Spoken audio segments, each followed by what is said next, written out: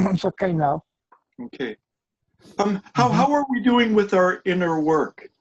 I released a video onto YouTube that involves 3 levels of relaxation, and then the draining exercise that came from Willem Nyland, followed by a version of the decision exercise. I had never done that deep level of relaxation, the deep relaxation before the decision exercise.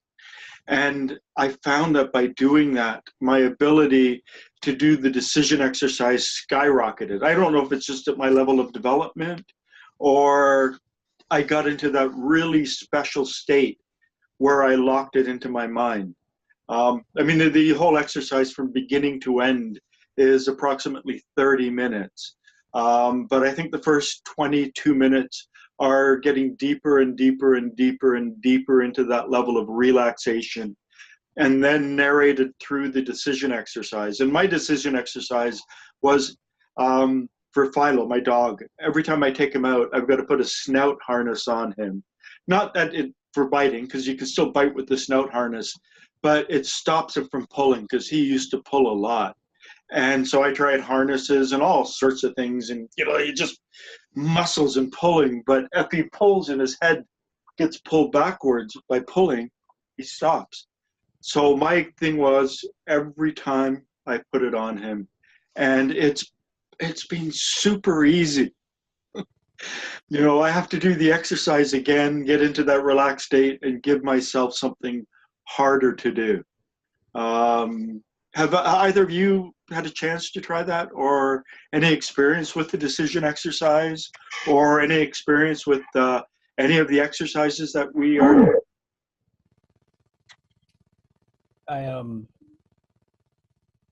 What was I? I haven't checked out the new video yet. Just being down here with my folks and what's going on with the family kind of sidetracked me from the plans that I had. But I did do it. I did do the decision, the relaxation, the decision without the video during our last class, around last Sunday.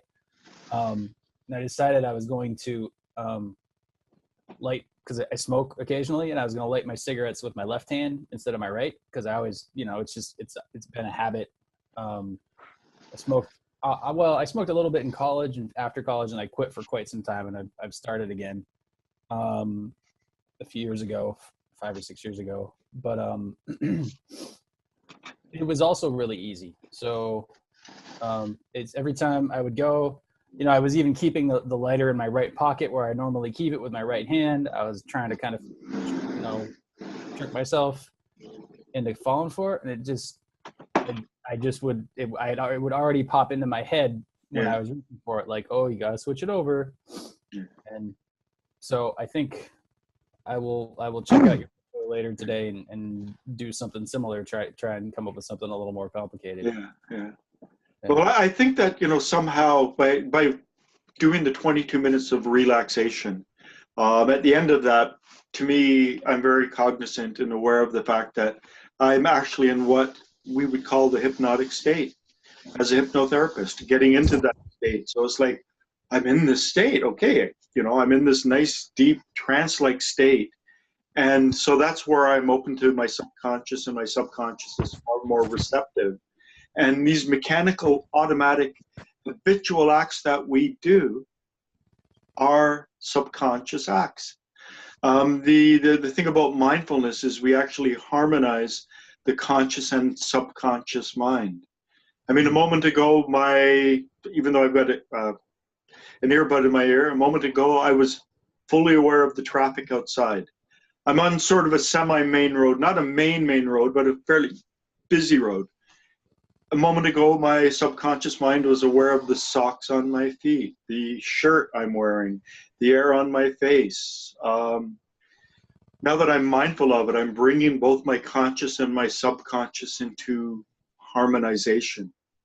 And so somehow, by going into that deeply receptive trance-like state, which is the hypnotic state, which as a hypnotherapist, I work with my clients when they're in that state. It's making it made something that I thought would be a lot more difficult really easy. And Mr. Gurdjieff in his instruction was, remember what you decided in this special state. And he used the word special state, or that's how it's translated into English. So in that special state, we get into that deep level of relaxation. And in that special state, we decide on a task. And somehow being in that special state makes the task easier, or it does seem so to me. I've done it before, but just, before when I did the decision exercise, particularly when I was in the Bennett group, it would be I would relax myself, just within 10, 15 seconds, I can get into a fairly relaxed state. I didn't do the 22 minutes, the 3 levels of muscular relaxation, followed by the draining exercise, getting into that deep, deep state, and somehow going into that deep state. For myself, I've noticed it had a profound effect on my ability to do the task. So I am going to up the task and, to put myself in a situation where, I'll have to figure something out, because one of the keys for this decision exercise, at least according to Bennett, is we've got to get into that state, and then we ask if this is an appropriate task. And if we get the confirmation back, yes. And then we set a punishment. And for me, the punishment was to go on a longer walk with the dog. So rather than take him on his normal walk, to go and do twice the walk or whatever. Oh, I shouldn't. I have to be careful when I use that word around him. He's right down there. Walk, walk, walk. I don't hear the word walk. Yeah, you hear the word walk. Yeah. There he is, right there. Any other observations on the inner work and stuff that we've been doing?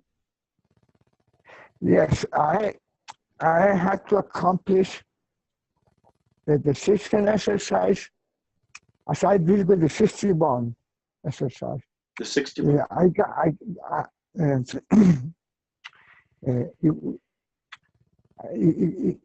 I went to the point that I understood that the 61 exercise very easily. So it took me a while for you to explain again and again, until I got it completely. Oh, good. So I want the same task now applied to the decision exercise, because the 61 exercise is becoming too, this is a repetition that is not working anymore. I might be wrong, of course it works, but it's becoming totally repetitive there. So I need to change that. Yeah. I had a different, unusual experience this week. I'm 5 minutes away from a yoga studio. I'm actually 10 minutes away from about half a dozen yoga studios. And I'm getting old. I'm 61 now. My left hip, it doesn't work as well as my right hip and my right shoulder. And I don't want to be one of these cripples, in 10 or 15 or 20 years. So I've just started recently taking yoga, and on Thursday, was a Hatha Yoga 1 beginners class, and they had us moving each toe individually and spreading our toes out on the mat, and then trying to move, them just separately. And that was a really interesting exercise. And I was able to do it. I was looking around the classroom, and there were people who had been doing yoga a lot longer than I have, and they weren't able to do that. But for me, it was like, wow, this is, because it just played right in to the 61 exercise, particularly with the feet. We were standing on the mat, and then the idea was to spread our toes apart. And then you start lifting one, and then you try to lift the other.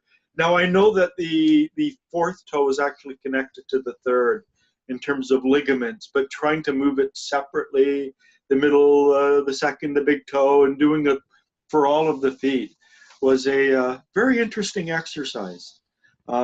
Also made me realize how important body work is. It's not really so much stressed in the Gurdjieff teachings, in the inner exercises that Mr. Gurdjieff did. My guess is because he did the movements, and they all spent a lot of time in the movements classes where they really had to get into their physical body. But just, in the morning, just doing some kind of opening up, stretching, doing things like that really does help the body and the energy in the body flow. And so I've actually started incorporating just, a little bit of stretching, not a lot, in, when I wake up. My waking up exercise was always going out for a nice walk with the dog, but I've, added a little bit more. And as I do, sort of a bit of stretching and getting the spine moving and the shoulders moving and the things like that, I'm doing it with the full sensation and sensorial awareness. And I'm also noticing it's helping to clear my mind and to get the energy flowing. So it's been a good exercise, So yeah, but with yoga class, it's when it's all older people, it's fine. But I went to one yesterday, and it was a Saturday afternoon, and it was more younger people. And I'll get there in time. But I had a friend the other week who we were at a meeting, and he was in the full lotus position, and I went, wow. And he's 28 years old, and then he got on his hands. And he lifted up his backside, unbalanced up his hands, still in the full lotus. And it's just like, wow. I'll never get to that point. But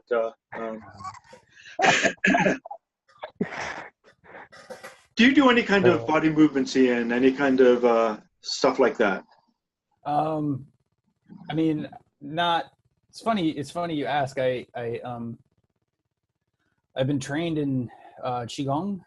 Qigong, okay.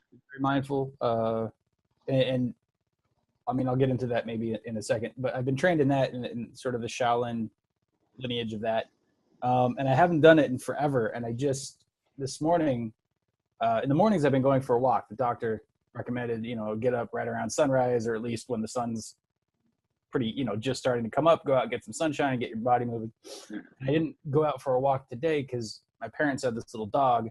When I open the front door, the dog runs around and barks really loud, and my parents were both sleeping. So I was like, I'm just going to go quietly into the backyard and do some qigong. And so I just started doing that today. And it's slow, it's mindful. The whole idea is to sense your whole body. The instruction in that is, they say smile from the heart. But very simply, like you say, the feeling circuit, to feel a little dollop of joy. I think it's pretty comparable. And to just try not to have any thoughts, try to be mindful, not to get caught up in your thoughts. And so I started doing that today, and I think I'm gonna switch over to that, because it feels different now that I've been working with you and digging into the Gurdjieff teachings a little more. My understanding of how the qigong exercises are supposed to work is turning up. So I'm going to try that. I've done a bunch of yoga in the past, but it's hard to get to the classes, and they cost money, and it's always, but the qigong is easy to do. It's easy to do at home, and I still remember most of the forms for it. So, I mean, that's like Tai Chi, right? Little bit. Tai Chi is, so there's like, the way I look at it, there's Kung Fu, which is like martial arts. And there's there's the whole mindful aspect you can put into that, but it's a martial art. And then there's Tai Chi, which is much more mindful, but you still have a lot of forms, and it can still technically be used as sort of a sparring, give and take kind of a thing.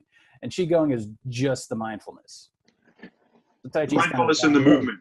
Yeah, it's real basic. Like, you just stand, attention to your posture. You want to be 60% of your weight is below your hips. So you just kind of have this like rooted feeling. It's more of a mental game than like a measurement, but you just kind of feel rooted in the ground. And then you do like real simple movements like that. There's no real stepping. There's no, Okay. none of that kind of thing.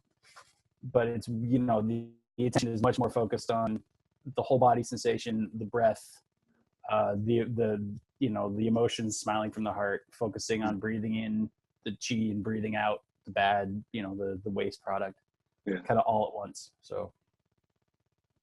Yes. I've always thought that Taoism, at least I haven't really gone fully in depth into it, but just with my superficial skimming of it, it's a fourth way tradition. Mind, body, feelings, and the integration. And would you agree with that? I would, definitely. Taoism was, I was raised Catholic, but when I was in high school, they gave us a world religions class, and we learned kind of, real superficial, but we learned a little bit about everything. And Taoism grabbed me right away. It's always held my interest. I've never really found much of a group to study with, or a teacher or anything, but I've read a lot of books. I've looked into it a lot. And yeah, the whole inner alchemy thing, I think they have it, it's hard to find and it's hard to do right, but they have it more than anything I've seen besides the Gurdjieff work. Yeah. They talk about the three dantians, the three centers. So there's one in the lower belly, there's one in the heart or the chest area, there's one in the head. They transmute different energies. So Jing is in the belly, I think. Qi is kind of in the heart. Shen is more like light, and that's in the head, spirit. And it's hard because it's, a lot of what I'm doing is a Western translation of Eastern terms by someone who probably doesn't have the full thing. It's kind of, it's archaeological almost. Yeah. But there's definitely a lot of signs that they were onto something very similar to Gurdjieff's bigger view of things. And who knows where Mr. Gurdjieff got a lot of some of his stuff from as well. Right. We know he spent at least 7 years in Tibet. So, yeah.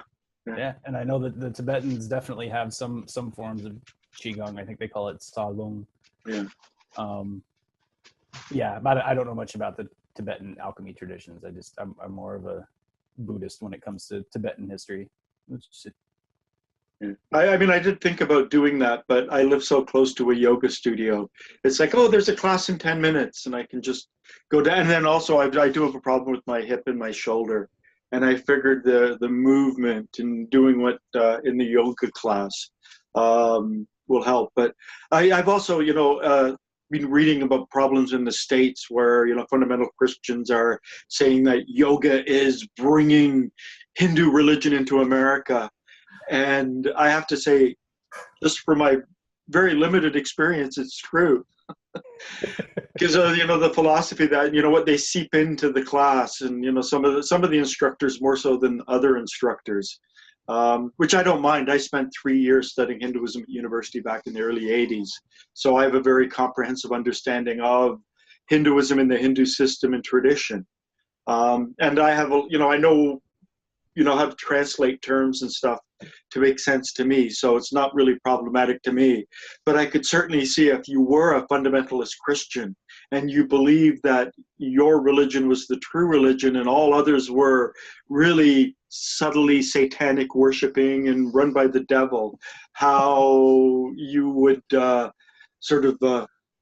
think this. Mm-hmm. And I believe it was some people in California who tried to stop them teaching yoga in schools to children because it's allowing the demonic element and Satan to come in. And it was, it was ruled okay. It was ruled by some judge that this is not happening. But just down the street, there's a couple of instructors that are certainly doing that, which I find interesting. And we all speak, a mystic at the highest levels. We may have different terms, but we're all aiming at the same thing. So, within the mystical tradition, there is really a brotherhood or a community that transcends definitions, that transcends lineages. When you start to experience some of the higher states, you realize that your way of describing those higher states are merely words, and that the words are necessarily limited to your own background, your own culture, your own whatever. So you can, you know, for instance, the Sufis can only express it in a certain way. If they step over a line, then they become apostates. And so they've been very careful in terms of the way they describe states, because they've had Sufi mystics who were murdered and martyred and various things. The Hindus, well, you know, most of Hinduism is not a mystical path, but at the higher levels it is. And Buddhism is certainly a mystical path. It's not a religion. It's a system of practices and techniques. And things like Qigong and all of that, that's, again, it's not a religion. It's a mystical path. It's, you know, something that's been developed over time that has withstood the test of time. And so there are things we can learn from those traditions. I like the Fourth Way. I like Mr. Gurdjieff's teachings because it was the first one I came across. But I think there's some kind of imprinting that can go on as well. When you have a magnetic center and you open to these things, you know, what sort of locks your magnetic center into it, probably most often for people in their 20s, does have a deep resonance that lasts for life, at least as I've noticed it. Any other comments about the inner work? So, you know, people, you know, who are watching in the morning, try to, you know, stretch and bend. And we live in a great age now. You can do Qigong exercises, I suppose, online. There must be good forms online, people doing them. There's Tai Chi online. There's yoga online. Doing something in the morning just to get that energy flowing, to get yourself back into your body. You know, a good way to begin the day, a good way to do self-sensing while being aware of the movements and trying to even be aware of that flow of energy that the movements open up inside of ourselves. Let's just quickly do an inner exercise, not a complex one. Again, you know, I don't do this in every time I do inner exercises, even though I should. You know, to think and to recognize that we are doing this for ourselves, and to recognize that we are doing this for our fellow human beings, and to recognize that we are doing it for the planet herself, the Earth. Now, I'm just going to give a brief explanation. Mr. Gurdjieff told Catherine Hulme in her notes that she made, that is now called Conversations with Gurdjieff, in one of the US libraries. It's just this typed manuscript. He said our body is not our own. We must not identify with our body. This is our planetary self. Our physical body does not belong to us. Our physical body really belongs to the Earth. The iron in the Earth, the potassium in the Earth, the elements in the Earth have all been brought into me through the process of eating and feeding to create my body. It's really this vessel that I am within. And to think of myself as my body, to be identified with my body, is the wrong thing to do. My body is my vessel. It's my servant. It's something I carry around with me. It's absolutely essential and important. And the transformation of the physical, the self-sensing, the work on the body is extremely important. But we should not be identified with our body. But as I work, as I bring higher energies into me, as I connect and grow at higher and higher levels, I am still in my body. I'm still connected to my body. So in a sense, I'm bringing those higher energies down into the earthly realm in a very real way through my body. At the level of essence, which is the planetary realm, Mr. Gurdjieff also told Catherine Hulme, do not identify with your essence. If all we knew about the Gurdjieff teachings came from in search of the miraculous, we would think that, you know, the promised land, the end goal was to awaken the essence, to develop the essence, as opposed to the personality. But Mr. Gurdjieff told Catherine Hulme, that it's not our essence. Do not be identified with the essence. It is human essence.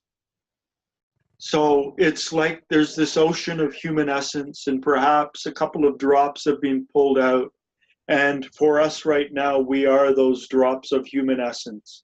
But as my body is really composed of the elements of the earth, and it comes from the earth and it will return again to the earth, so is my essence, something that is human, something that connects me with our whole species. And even though it may have its individual shape within me right now, I am not to be identified with my essence. My essence is not me. The real I, the real self, is at the next level up. So when I work for myself. I work for my fellow human being because of this shared essence. And I work for this planet herself, Earth, because of my physical body, and the connection and the elements of my physical body come from this planet.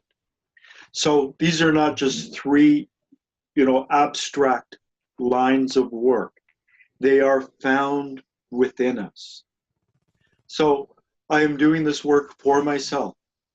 I am doing this work for my fellow human being. And I am doing this work for the earth herself. And then just become aware of your breathing. Become aware of the sensation of the air as it flows in through your nostrils, nasal cavity, back of mouth, throat, vocal cord, right down into your lungs. And become aware of it flowing back out past all those points. Become aware of the sensation of air moving in and then moving out. And then become aware of the various muscles involved in breathing. The true engine of our breath and breathing is the diaphragm. It's a parachute-shaped muscle under our lungs, and as it expands down the diaphragmatic cavity, it acts like bellows and pulls our lungs open, pulling the air in, and as it contracts back up, it squeezes the lungs shut and pushes the air out. But our diaphragm is also connected through nerves to the intercostal muscles between our ribs. So as our diaphragm expands, it sends signals to those muscles to expand. It's also connected by nerves to various abdominal muscles. So as it expands downwards, it sends signals to those other muscles to also expand. And as it contracts upwards, it also sends signals for those other muscles to contract. So just become aware of the movement of the various muscles involved in your breath and breathing. Aware of the sensation of air, the air flowing in and out, and aware of the movement of the muscles. And then we're going to do J.G. Bennett's 60-point exercise. So we're going to use the breath. We're going to use conscious breathing, the awareness of our breathing, to breathe awareness into 60 points in the body. So 30 down one side and 30 back up the other side. To breathe in awareness and then breathe out tension. And we're going to start just by centering our awareness in the crown of our head, the very top of our head, and breathe in awareness and then breathe out tension. Then breathe in awareness into the right side of our forehead and breathe out tension. Our right eye. The right side of our nose and face.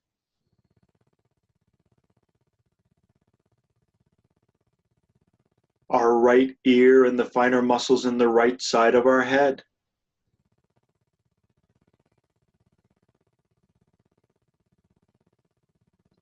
The right side of our mouth and jaw.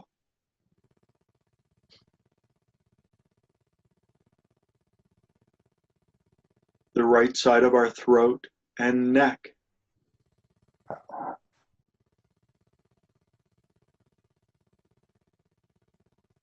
our right shoulder,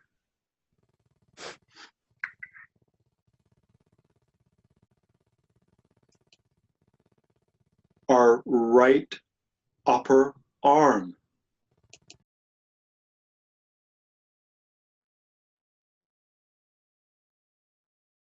our right lower arm and wrist,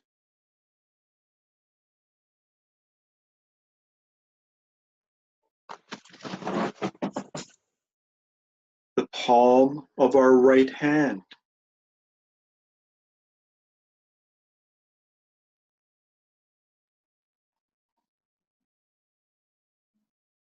our right thumb,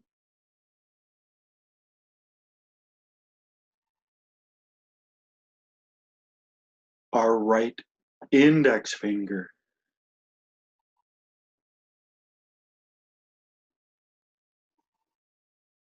our right middle finger,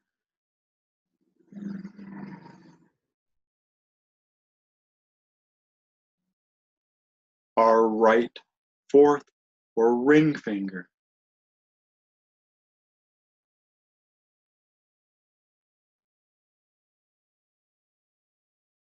our right baby finger,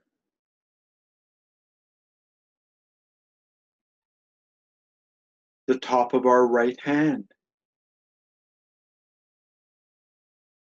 breathing in awareness and breathing out tension to the right side of our chest,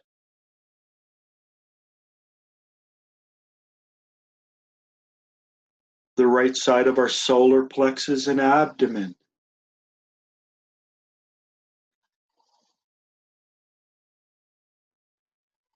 the right side of our upper back and right shoulder blade,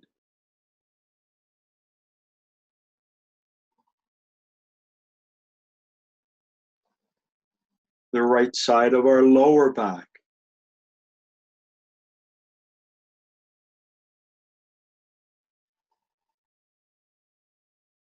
our right buttock and hip,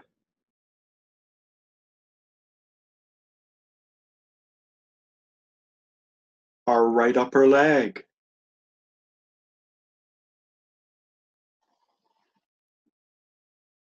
our right knee,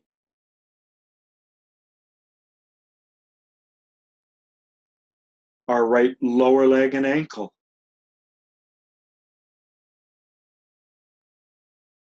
the top of our right foot,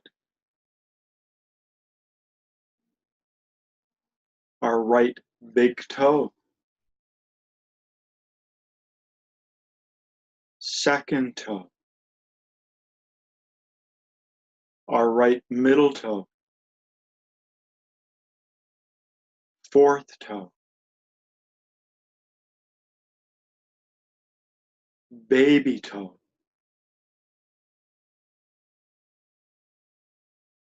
the bottom of our right foot.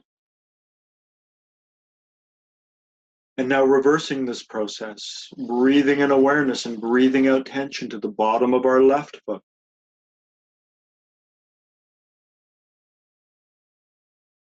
our left baby toe, fourth toe, middle toe, second toe, our left big toe,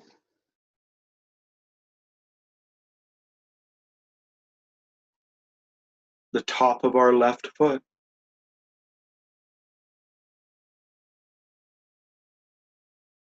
our left ankle and lower leg,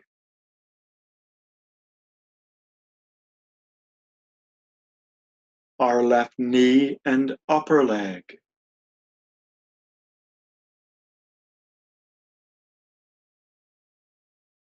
our left hip and buttock,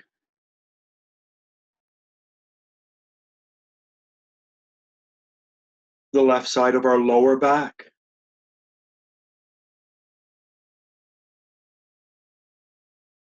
the left side of our upper back and left shoulder blade.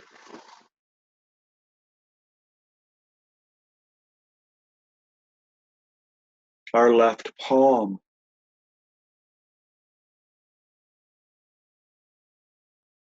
Our left baby finger.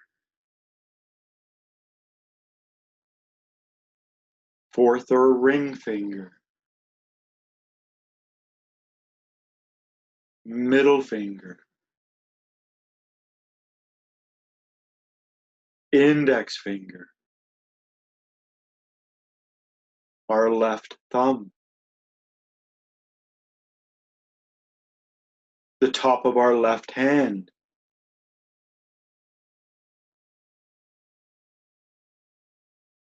Our left wrist and lower arm.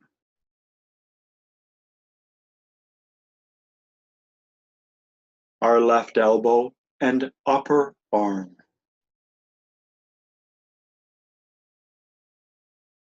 Our left shoulder. The left side of our neck and throat.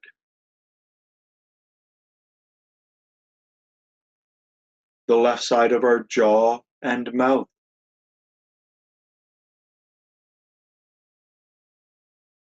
Our left ear and the left side of our head.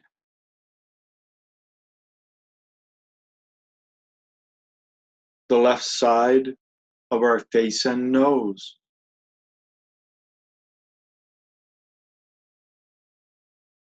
Our left eye.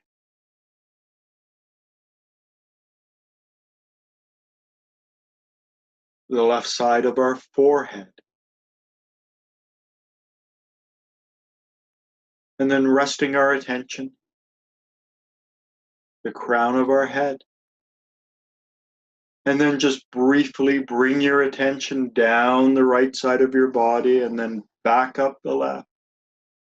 Perhaps as you breathe out, allow your awareness to go down the right side, and as you breathe in, pull it back up the left. Breathing out down the right side of the body and breathing up the left. And then do your best to sense your whole body at once. In whatever way you can, as best as you can, develop the sensation of self, sensing your whole body. And then we're going to briefly transition into an exercise taught by William Nyland, another one of Mr. Gurdjieff's students. So simply again, become aware of your breath. Become aware of breathing in and breathing out. Aware of breathing in and breathing out.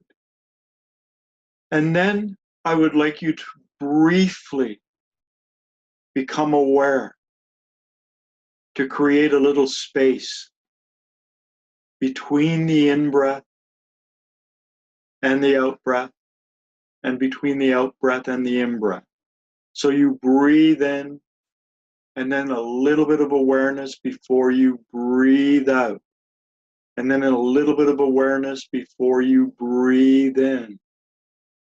And William Nyland taught this breathing exercise. So we breathe in, and in that space before we breathe out, we repeat silently in our mind the word I, and then we breathe out, and in that space before we breathe in, we repeat the word am.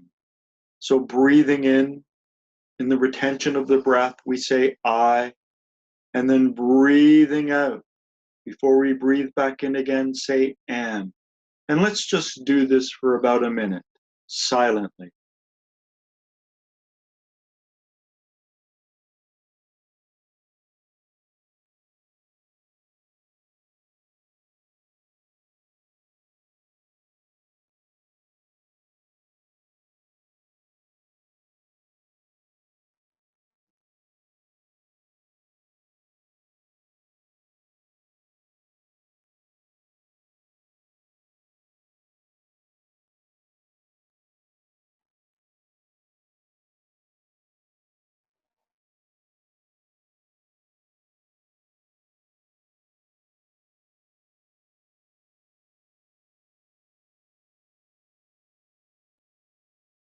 And then just allow your attention to rest. And it's always good to finish inner works with the collected state exercise. This comes directly from Mr. Gurdjieff. It's in his Paris talks, particularly one in 1944. And he says, as the earth is surrounded by an atmosphere, we too are surrounded by an atmosphere, perhaps a meter, meter and a half, 4 to 6 feet approximately. He said it's very important to become aware of the boundary of our atmosphere and to keep our atmosphere quiet, calm, contained. This is actually an exercise we can do in the world when we go for a walk, when we're moving. It's much more difficult to do it in that situation. But we should certainly do it at the end of any kind of inner work, to become aware of our atmosphere, this collected state. And the atmosphere can be disturbed by sensations, by thoughts, by feelings. If we identify with something, our atmosphere disperses and goes towards what we identify. And so he said it's important, particularly at the end of inner work, to keep our atmosphere tranquil, serene, calm, like a tranquil pond, aware of our atmosphere, a meter, meter and a half, aware of its calm, tranquil nature. And then on the count of 3, I want you to breathe it in. And then as you exhale after that, imagine that something remains from this inner work, from your atmosphere.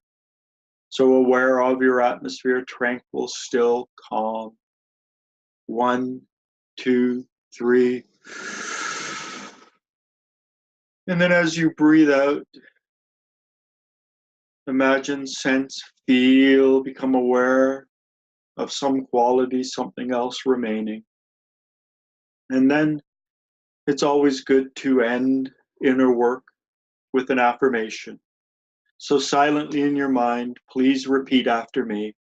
May results from this exercise be transubstantiated in me.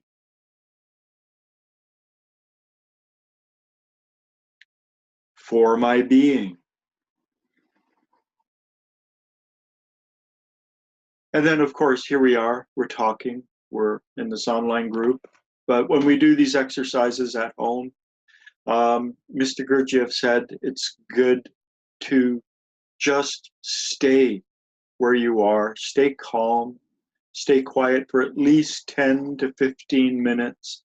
And his phrase was, so that the emanations can settle within us. And these emanations, these particles, these results of this exercise are what we use to coat our higher being bodies, our Kesdjan body and our higher being body, which is above the Kesdjan body, what we use to grow our being at the inner levels. Any comments? Any questions?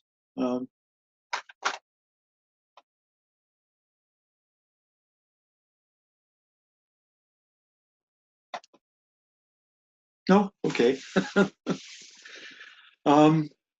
Today I wanted to do a bit more exploration of something I've talked about before. I've got some people who have been questioning me about this, and so I thought I would reintroduce this, particularly the diagram, the ancient diagram of all living things. I'm going to pull this up onto the screen. If you notice, I have 2 versions of this. There's the version on the left and the version on the right. And in between, I also have the ray of creation, which also helps to explain this to a degree. So the numbers are all the same. 1 is the absolute, 3 is all worlds, 6 is all suns, 12 is our sun, 24 the planetary realm, 48 the earthly realm, 96 the moon, the lunar realm. So the numbers that we see on the ancient diagram of all living things, there's an exact correspondence with these numbers in the center. And just the pure diagram itself that I have represented, that I have on the left, not the little boxes that contain a little bit of information, but just the diagram comes from In Search of the Miraculous. This was the diagram that Mr. Gurdjieff drew for Ouspensky and the group of people, using the terms that he put in there. On the right, I've actually translated a few of the terms, not all of them, but particularly the ones that are appropriate to man. I don't know, draw, yeah. I don't know if I can, let me see, oops. Okay, I somehow made a drawing. So, but I don't know how to erase it. There, okay. So slumbering man, mindful man, awake man. The three levels to humanity. Over here, he uses the term vertebrates, man, and angels. So Mr. Gurdjieff presented them to Ouspensky with different terms.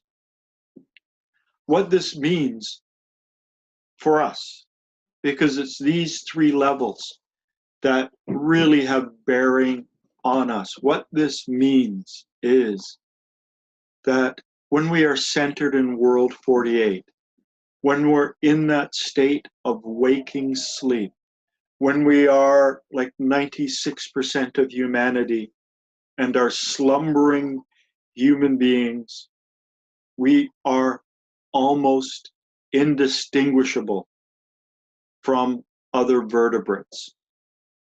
In Beelzebub Tales to His Grandson, Mr. Gurdjieff talks about an experiment of some kind of device that can detect, I forget exactly the way it was described, but it was used to show that there was almost no difference between certain people and sheep. At a certain level, we are transforming a very animalistic, very mechanical energy. And so our goal is to begin to transform higher and higher levels of energy. Now, in Search of the Miraculous, and I get this phrase wrong, it's not memorized within me, but Mr. Gurdjieff said that the difference between the level of being between a plant and a mineral can be less than the difference between the level of being between two humans. I think I have it slightly backwards. I think he said the difference between two humans can be greater than the difference between a plant and a mineral. So if we look at these diagrams, if we realize that, so within the boxes, the number on the right indicates the center of gravity of the psychic life of that form. The top represents what eats it, and the bottom represents what feeds on it. And these are perfect forms. These levels represent continuums. So within the level of vertebrates here, we can talk about cold-blooded spinal creatures like snakes. We can talk about how there's a continuum of chordate beings with spinal columns, which means the central nervous system is organized through the spinal column, and there's a greater coherence to those beings. but we can also talk about the mammalian brain as being towards the top end of the vertebrates. So, you know, all the mammals on the planet, you know, dogs, cats, cows, horses, sheep, human beings. Mammals come from mammally, I forget how to pronounce it, but they come from breasts because we suckle as infants from our mother's breasts. Mammary glands, and then the human brain are all contained in that level. And we can see over here minerals and plants. Minerals and plants, they exist one food class, one essence class different. Whereas for human beings, we can span 3 essence classes. The invertebrate level, the earthly level, and this corresponds to slumbering man, as I have over here down on the right, the state of waking sleep. So in that state of waking sleep, we are really little different from other mammals on this planet, other high order animals. But when we step up to the next realm, we start to become mindful. Hey, there's another dog outside. He's right at the window looking at the other dog. But it's good that he's barking because he's a mammal and he's got the mammal brain, and there's not a lot of difference between us and other chordate beings. A dog, even a fish, they're capable of having moments of self-awareness. They're capable of being mindful. Usually it's when their life is threatened and they suddenly develop some kind of an awareness of themselves. For humans, we're able to do this more. But this is the schema of all life on Earth. And, you know, the question as to where does life begin? And I should say that Mr. Gurdjieff said that this was an ancient diagram. So it's not hundreds, it's probably not even thousands, it may be tens of thousands of years old. It's an ancient diagram.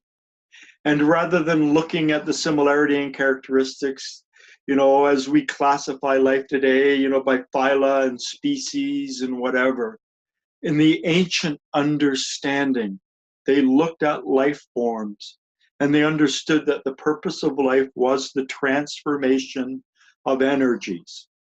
And so most life transforms energies across a single essence class. A tree, a dog, a butterfly, a bee, they are limited to a single essence class, a single food class. They take the food that's lower than them, they eat it, it's transformed into their body and transformed up one essence class. And this is the purpose of life. It's a successive refinement of substances on this planet.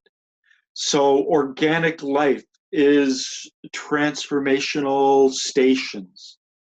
All of organic life, every life form, is part of this immense tapestry of refining energy up and also refining energy down. I cannot eat the energy contained within the soil. An apple tree can eat the energy of the soil, and in the process of eating the energy in the soil, it can transform the elements of the soil into an apple. And I can eat the apple, and as I eat the apple, part of it's transformed up, and then part of it is transformed down. The higher is separated from the lower, and the lower actually goes down. Heat and everything is very necessary for the body, and that's part of the movement down, and then it, you know, into the excrement, which then feeds the soil. And so even though a lot of the diagrams and a lot of what Mr. Gurdjieff is focused on in terms of presenting some of the diagrams is a very small sliver, and it's looking at the movement up. There is both movement up and movement down with any transformation of energies. You know, the metaphor that I came up with years ago was a man is walking by a beach and sees golden sand, and he takes a pan out of his backpack and he begins to pan, and he ends up with a pile of gold and a pile of sand. He's separated the coarse from the fine. And, you know, we can just focus on the gold, but we don't realize that there is a big pile of coarsened sand left behind. So every movement up also involves a coarsening and substances moving down. And there's this immense tapestry going up and going down. Now, when does life begin? What is life? You know, it's something that, you know, evolutionary biologists and biologists are really concerned with. According to this ancient understanding, life actually begins with the metals. My father was a geologist. They would talk about veins of gold and veins of copper.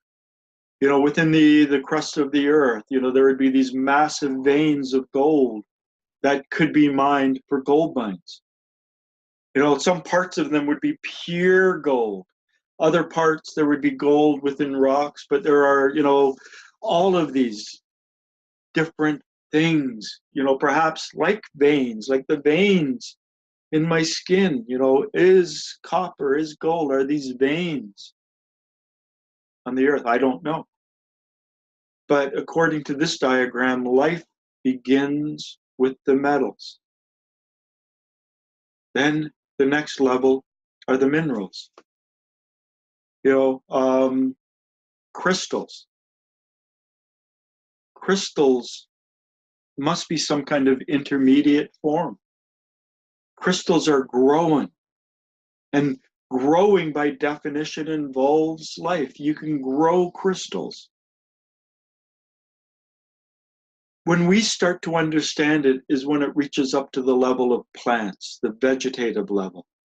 That's when it becomes noticeable to us. But when we think of the food that we consume, it's very important to consume iron, potassium, magnesium. It's very important to consume certain minerals and certain metals. If we didn't have them, our bodies wouldn't work. You know, we need the iron in our blood. We need, you know, all sorts of different things within us to be these living creatures. But you look at it, and, you know, we can think of, you know, biblical stories such as Jacob's ladder and whatever, you know, connecting heaven to earth.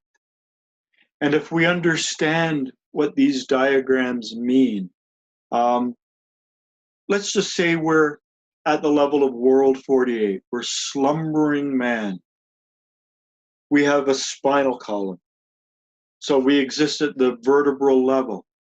Something that J.G. Bennett said was that in our intestines, below our stomach, below our duodenum apparently is where the octave of food and the octave of air meet. But below there, he called that our vegetative self. He said meditations on the navel, relaxing the navel, being aware of the vegetative self was very important work for us to do, particularly in the process of relaxation. So not only do I exist and have a vertebrate self, this vertebrate self is built on an invertebrate self, which is built on a vegetative self, which is built on a mineral self, which is built on a metal self. So all of these levels of reality, all of these essence classes or food classes or life classes, they all exist within me. In the Gurdjieff teachings, and I often refer to the fact that we are like 3-story energy factories, but that's only our top floors. That's not the deeper levels. The deeper levels also exist. We're connected to the minerals, we're connected to the metals, we're connected to all of them. They all exist. They go into form who we are. Now, this movement up to the level of man, this movement away from the slumbering man vertebrate level up to the level of mindful man over here, Mr. Gurdjieff talked about the fact that to do this, we have to grow what he called the Kesdjan body. And he used that term because he didn't want to use the term astral or emotional body. But we have to grow something within us, a much more subtle body. It's supposed to mirror the physical body. And this is the aim of inner work. When we breathe in, the collected state, when we do the breathing exercises, when we pull the higher particles within us, when we spend 10 minutes after inner work and allow, as Mr. Gurdjieff said, the emanations to settle, what we are doing is we are growing an inner being. We are growing this inner self that we're not necessarily born with.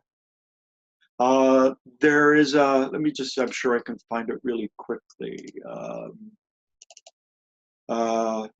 Diagram of Willem Nyland. Let me just move over to this one.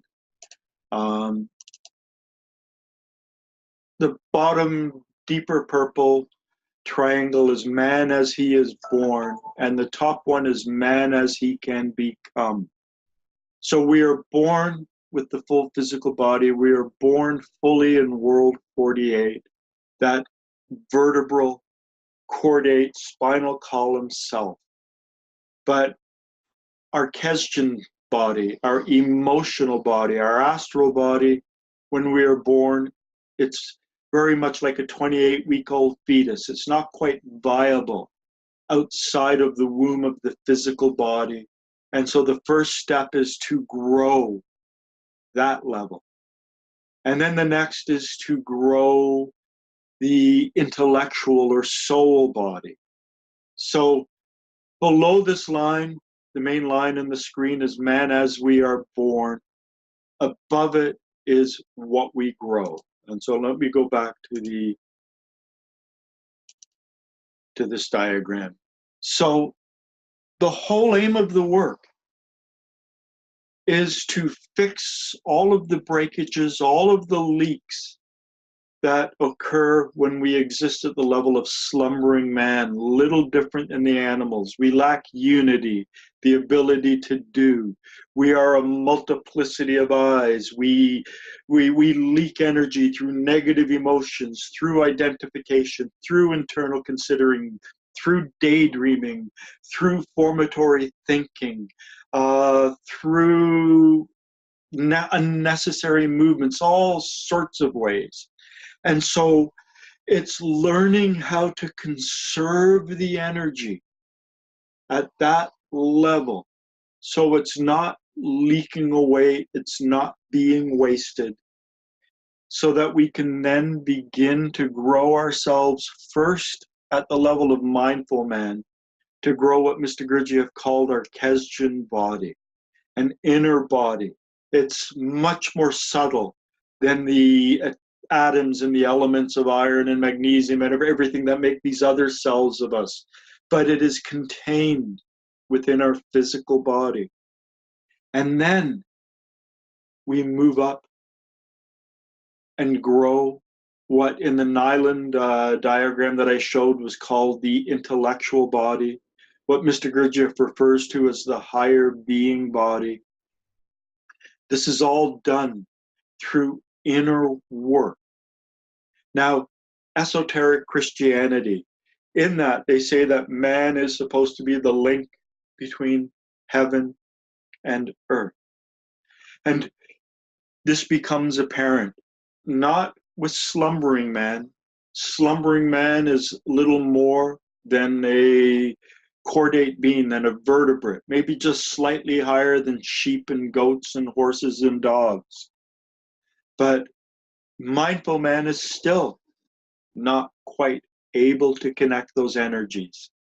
But awakened man, because we have a higher story and a lower story. So awake man exists at the level of 12. But at their highest, if they're 3-story factories, they have access to the solar level, to that higher realm. And so part of what we really are doing through this work is trying to connect the higher with the lower, to connect higher, let's say, divine forces. The Godhead, for instance, is really composed of 1, 6, and 3. 1 is the holy affirming, 6 is the holy denying, 3 is the holy reconciling. On the left diagram, Mr. Gurdjieff uses the word absolute, the eternal, unchanging, and the archangels to describe this. But we could just as easily say holy affirming, and then the middle one would be holy reconciling, and the bottom one would be holy denying. So by growing our being, by connecting to these higher levels, we are actually allowing a certain energy to come in to the earth, which is expressed in our body. Going back to the 3 lines of work: for myself, for humanity, and for the earth herself. You know, the earth is myself at one level. The essence is myself that I share with humanity at another level. So this work has cosmic implications. We are not simply trying to achieve liberation. We're not, you know, the Hindu concept of moksha, liberation from the wheel of samsara as being, you know, the highest ideal, or the Buddhist nirvana, which means blowing out a flame, extinguishing the self. We are seeking to transform ourselves within the world in order to help the highest connect to the world through us and flow through us. So this is a process of transformation, the transformation and inner growth of our being, so that we can be the proverbial link between heaven and earth. For most people, most slumbering people existing centered at World 48, that's not a possibility. Now, the interesting thing is that man who is centered at World 24, at their highest, 3-story factory, they have access to the conscious, the awakened state at the highest, and at the lowest, they're still part of the mechanical, habitual state, even though they are connected to all the lows below them. But to be mindful, for instance, for a normal man in World 48 has the potential in moments to peak up to mindfulness. But every act of mindfulness involves the energy above mindfulness to be at play, because the higher blends with the lower to meet in the middle. So a tiny bit of the energy of the level of 12 has to come into contact with the energy of 48, the earthly energy, to meet at 24, the planetary realm, in terms of the center of this diagram. So every act of mindfulness involves hidden and unseen, that level of conscious energy, the level of the awakened being, the awakened man. But that means for the mindful man, when we step up into the mindful state, when we are able to be centered in that mindful awareness, that hidden within our highest capability is the energy of the holy denying, the lowest level of the Godhead, at least the way I think of it, the way I like to think of it.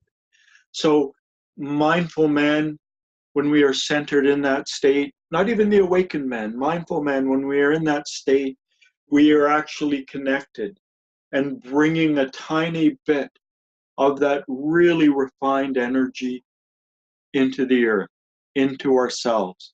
As we step up into the awakened state at our highest level, at our top, at our peak, and we don't spend most of our time in that, but at our peak, we are directly in contact with the energy of the holy denying, the energy of hydrogen 6, and by extension, hidden but still operating is the energy of hydrogen 3, which all worlds, or the holy reconciling.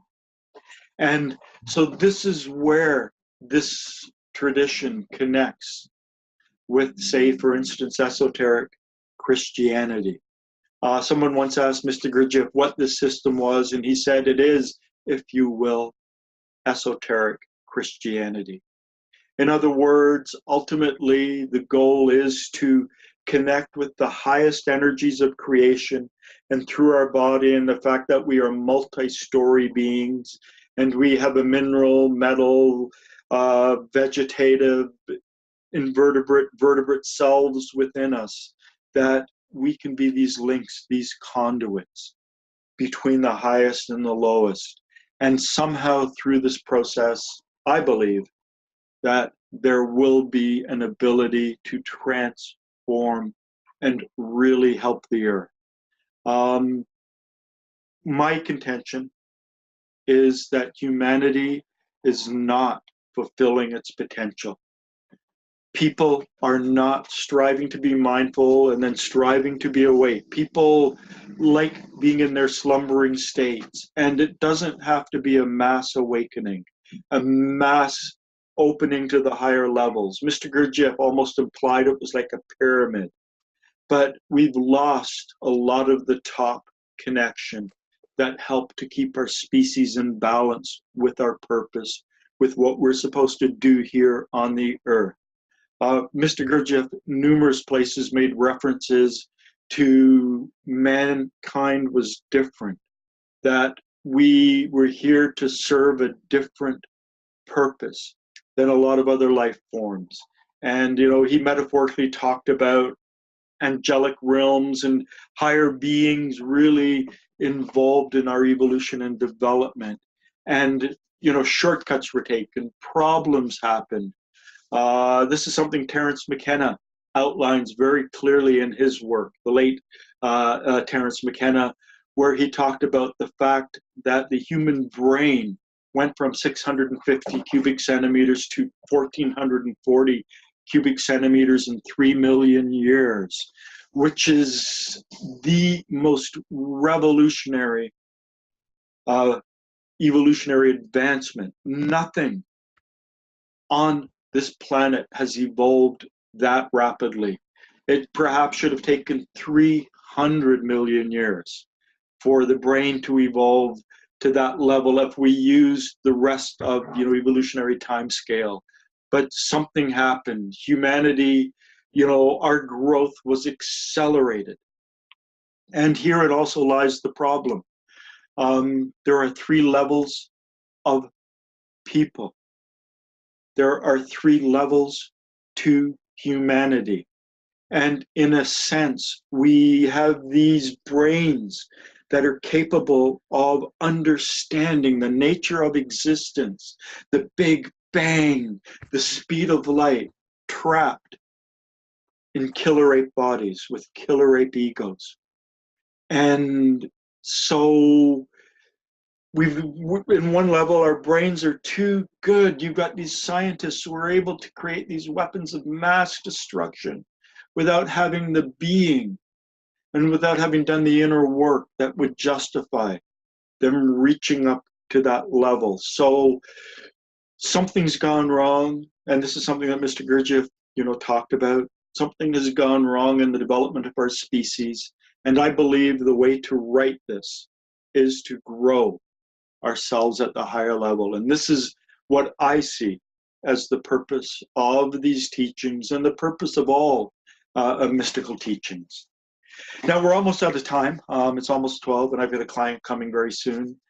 Just any brief comments before, you know, it's a kind of a quick ending to, you know, a topic that's very important. But I've had a number of people, as I said, talk to me, ask me about it, and so I thought I will put it in a video again and explain it in greater detail. Any comments quickly, or? Yeah, I got one thing, definitely a comment more than a question, but I think, you know, you had sort of a few minutes ago had said it's sort of a metaphorical It's actually, well, that's fine. A metaphorical thing, and I think it's important to point out that chart isn't literal. Yeah. Because if you have plants. Yeah. And according to the food for and feeds on, like plants only eat metals. That's clearly not true. Yeah. Plants eat earth. They eat sunlight. They eat air. Sunlight is maybe from the sun, so wouldn't that be level 6? Like how it? Yeah. Well, I mean, the thing is, metaphor. Well, yeah, these are perfect essence classes. And life is not perfect, and there's a whole continuum. Really, at the lowest level of plants, it's probably better to think in terms of bacteria. At the lowest part of that essence class, to think of soils, because soils are a living and there's life in them. And the same, within human beings. We are not a perfect expression. We're actually mixed up because we, 6 million years ago, our ancestors were fruit-eating apes, and somehow they came down from the trees and began to eat meat, and then began to create fire, and then began to hunt. And all of these things all accelerated our evolution. We can look at the different points of our accelerated evolution, but really, it should have been like a lion evolving for another 300 million years to develop the cranial capacity and whatever that we have. And so there's some kind of abnormal thing that has gone on. And Mr. Gurdjieff said it was because of the fact that a comet hit the Earth, smacked the moon out of the Earth. The moon was part of the Earth. So it's like the Earth gave birth to the moon when it shouldn't have. And in a sense, this is an echo of the Gnostic, how creation got mixed up and everything. So, he said that there were problems that happened, and we are one of the patches that, there are other beings that are trying to solve and fix the problem. And, through the development of our species, but in the development of our species, there were problems. Because it was accelerated and corners were cut, so to speak. And so in another sense, this is not our responsibility. We didn't create this mess, but we are supposed to try to fix it.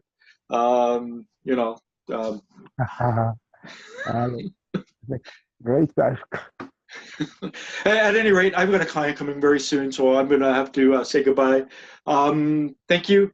As I said, and I'll be hopefully I'll talk to you, Guido, this week. I'm going to open up this group and start inviting just, people who want to come by to get numbers up again. And, but I'll be talking to you. Okay, gentlemen, you take care. We'll see you next week. Bye-bye, Ann. Bye.